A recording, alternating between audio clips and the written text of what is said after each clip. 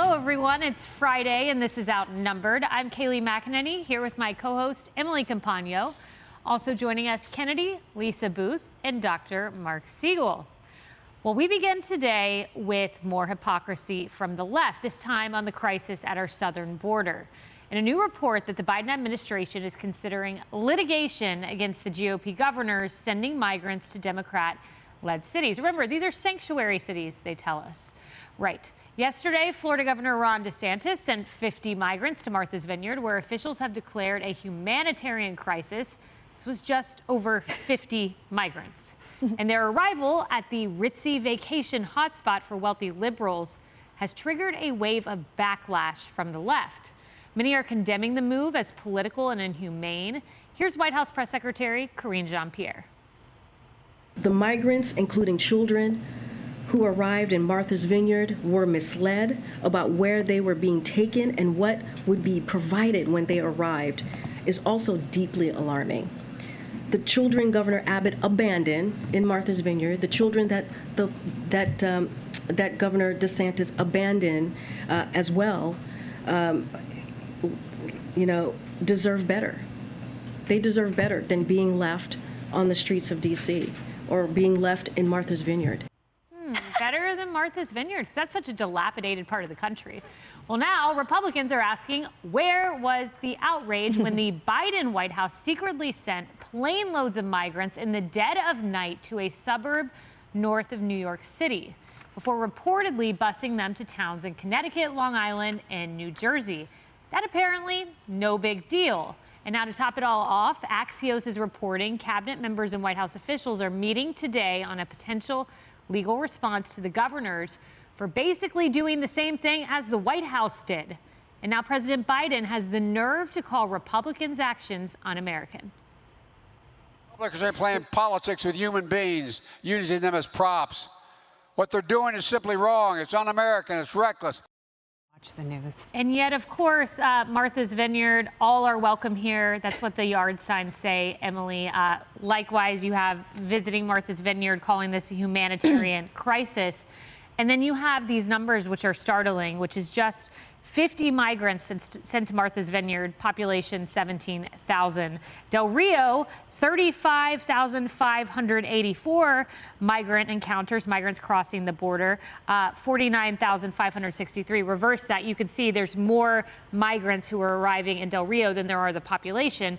But the Martha's Vineyard causing quite a stir. And the White House meeting today to discuss litigation, potential kidnapping charges is what Governor Gavin Newsom is saying. It's crazy. It's crazy. And that's what makes this, or what would make this so laughable if it wasn't a tragedy. Her calling this deeply troubling, going to Martha's Vineyard, getting lattes and hanging out with lobster rolls.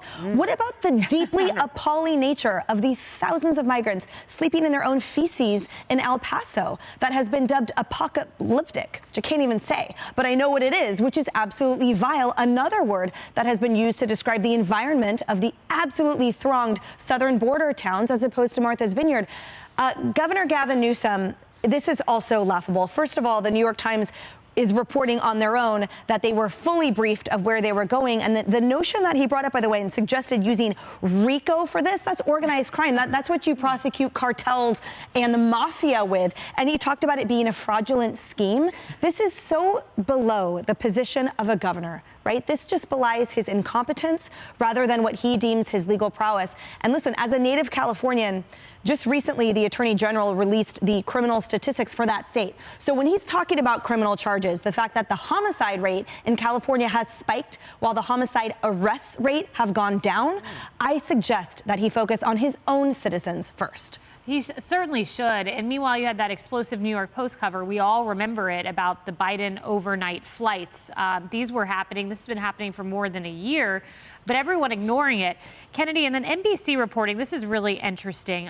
The White House has recently hosted a series of high-level meetings on immigration, where DHS officials have presented options, including flying migrants to the country's northern border with Canada to alleviate overcrowding at the U.S.-Mexico border.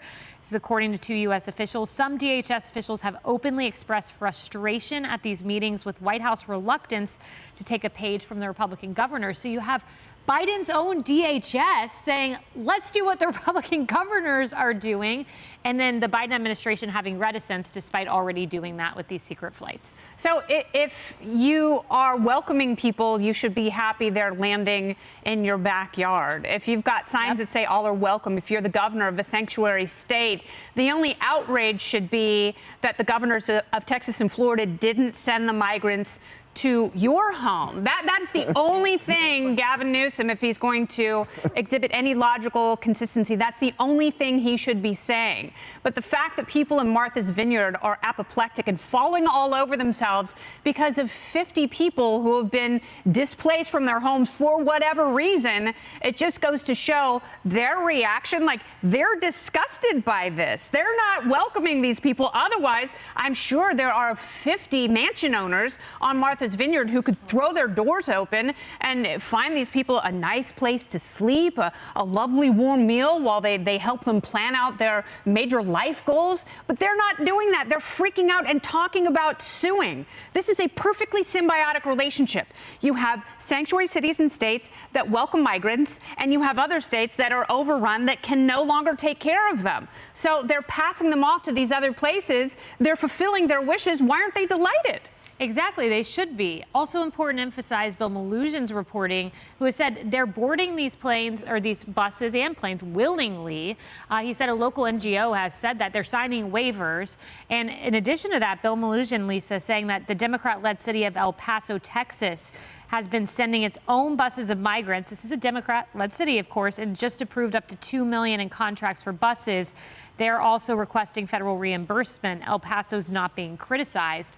And while everyone's blaming Abbott and ignoring the Democrat city of El Paso, the truth is it is because of Biden that there are migrants dying at the border in double the numbers. It is because of Biden that fentanyl's pouring across the border, getting into the mouths and the homes of our nation's youth. It's because of Biden that we're seeing these atrocities. It's not because of DeSantis or Abbott. Well, I find the busting of the migrants to these, sanctuary cities and what DeSantis did hilarious, right? And it's working, right? Because we're finally forcing a conversation where liberals are having to address the fact that there's a crisis and there's an invasion happening on the southern border. It didn't matter when millions of people were coming over and invading the country, but God forbid you send 50 people to, the liberal enriched Martha's Vineyard and everyone's losing their minds here. And look, you've got Gavin Newsom obviously saying that this is kidnapping, but it wasn't kidnapping when we talked about Biden putting them on planes, sending them to Florida, or when Lori Lightfoot put them on the bus and sent them over to a neighboring, neighborhood, right? And two things that are kind of being missed. One, the money from this, the reallocation, at least from Florida, putting them to Martha's Vineyard, came from the interest collected from the Biden bucks from COVID, the funding that was going to the states. Secondly, Democrats approved this in the budget, in DeSantis's budget. So all these Florida Democrats that are, criticizing DeSantis right now, they approved it. They approved what they are condemning now. So just two things that people are missing. But I think it's hilarious. Also, the memes on Twitter are just amazing. So everyone can check those out. And Tucker's monologue last night was amazing. Dr. Siegel, finally, fentanyl, plaguing our nation's young people. There's a bipartisan push from attorneys generals across the nation now saying to list it as a weapon of mass destruction, which would require a huge federal response, not just to be treated as a narcotic. And I think it fits in totally with the story we're saying here, because there's two Americas, because Gavin Newsom doesn't care about this, but Governor Abbott does. And Governor Abbott has been very concerned about the fentanyl crisis for a while now, and fentanyl leaking across our borders, the two main cartels being responsible to this, an open, leaky border. And in Texas, we're seeing that's where the humanitarian crisis needs to be. That's where the public health emergency needs to be. Not in Martha's Vineyard, in Texas. I've talked to and interviewed the medical director of McAllen Hospital in Texas. It's becoming overwhelmed, and not just with COVID, by the way, Kaylee, with trauma. 750 border crossings led to death over the past year. Trauma, people being injured, flooding and crowding across the border into Texas. Absolutely on board with Governor Abbott making a point of this and Governor DeSantis making a point of this. And maybe Governor Newsom should invite some migrants to the French Laundry. What do you think? Yeah. If you really want to show your philanthropic heart, instead of handing out food in Martha's Vineyard, travel down. Go to Texas, where they are every day, our Border Patrol agents, taking care of migrants. They are doing it, and they're doing it compassionately, and they are the real heroes in this. I would like to seek sanctuary in Martha's Vineyard. Yeah. For the record. Kennedy, let's go. Hey everyone, I'm Emily Campagno. Catch me and my co-hosts Harris Faulkner and Kaylee McEnany on Outnumbered every weekday at 12 p.m. Eastern, or set your DVR. Also, don't forget to subscribe to the Fox News YouTube page for daily highlights.